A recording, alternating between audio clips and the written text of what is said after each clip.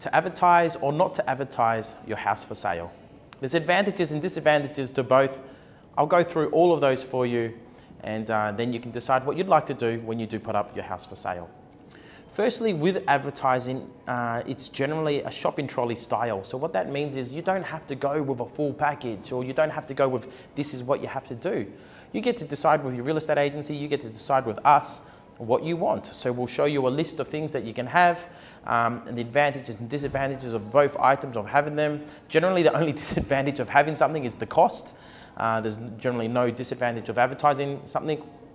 So you need to weigh out, is the cost benefit, is it there? And everyone has different needs, so that's up to you to decide.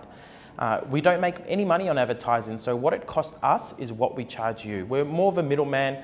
We just organize it for you and bill you for it. You don't have to pay for the advertising upfront either, generally. So what happens is, depending on the advertising spend and the campaign you put together, but generally speaking, we can get the buyer to pay for the advertising cost through the 10% deposit. So the commission that the agency charge, that we charge, and the advertising comes out of the buyer's deposit. So you don't have to come up with that cash right now. You can if you want to, but you don't have to. So that should alleviate some fears you might have around advertising. Advertising, all the major companies in the world advertise. You think of what's the number one drink, soft drink. You think Coca-Cola, yet you still can drive down the road and see a Coca-Cola sign, yet they've been around for years and years and years, and yet they still advertise. It's for a reason. Advertising works. So it creates a perception around value. So if you have, say, small advertising or cheaper advertising or low quality advertising, that will make your property look a little bit less of quality and less of worth, and your sale price could reflect that. If you have high quality advertising, then that will reflect on your house, and buyers will think, okay, this is a quality home. So it's important to match up your advertising with your house as well. So if you don't have a fancy dancy property that you're putting up for sale, very important not to overcapitalize and spend too much money on the advertising, because you won't see the return, and you could even scare off some buyers if the quality of advertising is too high. Vice versa, if you believe you have a good product, a nice property that you're selling, you don't want to go too cheap, because then you're going to cheapen the whole feel around your house, the whole energy, the vibe that the buyers feel when they touch any marketing piece that's related to your house, and then that could change the perception of value for your property. Marketing puts pressure on buyers to act.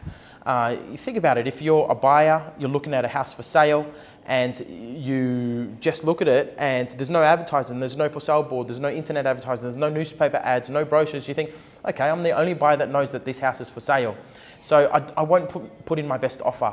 Sometimes you might think that. So with advertising, it puts pressure on the buyer. It's been advertised globally, so if you don't buy right now, Mr. Buyer, someone else might buy it within the next day. So it puts pressure on buyers to act and hopefully give you, the seller, a better price. We consider a house when we put it up for sale, a product launch. Any major company, when they launch a new design of something, for example, a phone, they do a product launch. They spend all their money advertising the property in a really condensed period of time to hit the market with one shot. They don't go half-half, and then if that doesn't work, do it properly at the end. They'd rather do it wrong later, or not even do it wrong and get it right at the start. You've got one shot to impress, okay? First impressions count. We don't want to lose that buyer straight away, okay? We want to make sure we captivate them, we get them interested, we get them emotional about your property, and the only way we can do that is by high quality, intensive marketing campaign, and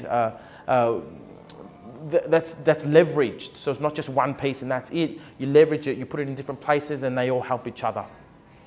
Advertising is on top of database. We have a very large database of buyers. Our buyer database is one of the largest, if not the largest database in the area, as we have one of the largest teams that speaks basically all the languages of buyers that are moving into your marketplace.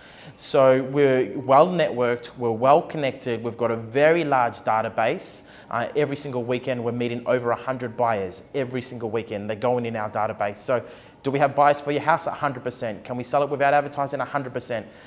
Do we do that? Yes. We sell properties off market silently all the time. And it's just advantages and disadvantages. We'll see if we can get a premium price. And if that doesn't work, then you can move on to another method of sale. So I am a big believer in still advertising. Some owners, when they put up a house for sale, they've got no problems with professional photography or going on the internet. I think they're rather obvious choices, but in recent times, as we're going paperless, some owners don't want to go on the newspaper. And there's relevance to that. I understand that and I get that. I completely understand, because readership in newspaper is dropping. Year by year it drops. However, it is still relevant, depending on your marketplace. For example, if you're selling a house that's a downsizer house, they're a little bit older, they might not use the internet as much, so there's good for a newspaper. If you're selling a unique residence that will have more passive buyers than hot active buyers that are only on the internet, let's just say you've got a unique residence that a buyer's not looking on the internet every single day because it doesn't come up for sale every single day, so they just wait for it to really pop in front of their face. They're not actively searching for it. It's very good to do press advertising there, or just if you want to make sure and double check and ensure that you've done everything possible. When I sell my properties, I like to do newspaper advertising, whether or not the property matches newspaper advertising or not, just because I want to rest at night knowing, put my head on the pillow going, I did everything possibly to get the highest price. So it's insurance. The same thing with a board. Some owners don't want to have a board, not so much because they don't believe it works, but more so for privacy. They don't want the neighbours to know what's happening, their friends or something like that. And look, when you put up your house for sale, there is a little bit of stress. It's one of the most stressful things that unfortunately you can do in life, and some people do a few other stressful things, perhaps a separation or something like that, as well as sell a house. So we don't mean for selling a house to be stressful, not at all, but it is one of those things. Sometimes you have to go through a little bit of pain to get a fantastic result, and that means letting your neighbours know your house is for sale. A board up for sale, a for sale board in front of your house could mean that one of your neighbours sees the house and goes, I'll buy it, or then their relative, their brother or their sister buys the house, and those buyers are going to pay a premium for your house because they're not looking on the internet once again for a house. They're just waiting for a house to go up for sale near there. Or there could be people that drive past your house every single day and they say, honey, one day when and if that house ever goes up for sale, we love it, we're going to buy that house. So there's many more reasons why to have a for sale board, to have a newspaper and to do marketing, but they're some main reasons. What you do need to weigh up is the biggest disadvantages. So the main disadvantage of advertising a house is the cost, okay? It costs money. You can spend, up to and over 1% of the sale price of your house, depending on roughly what sale price of your house is. Some clients have for example, $800,000 house and they will only spend $4,000 or $5,000, and some will have an $800,000 house and spend $10,000 in advertising. It's completely up to the owner. Once again, it's a shopping trolley thing where we have tick boxes and you get to decide. But the biggest thing you need to look at is the risk. If, for example, you put money into advertising and it cost $1,000, and it didn't work, the worst case scenario is that you waste $1,000 that you shouldn't have spent. That's the absolute worst case scenario. So there's a dollar amount, the worst case scenario, you've wasted $1,000. Now that's not good. We're not in the business of wasting your money, but at least it's a known amount.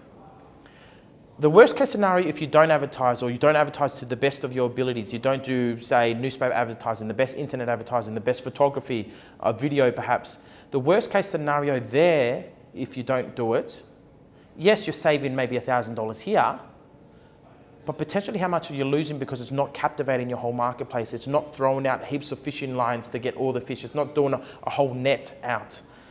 Potentially you could lose 10% of a sale price because you don't get that special buyer that's looking for your house. So to me, there's a risk of both ways. To over advertise, yes, you can, but at least you know the max price that it'll go for. And to under advertise, there's also a risk because then you might not get all the buyers. So look, I hope you enjoyed that bit on advertising. If you do have any questions, we're here to help you.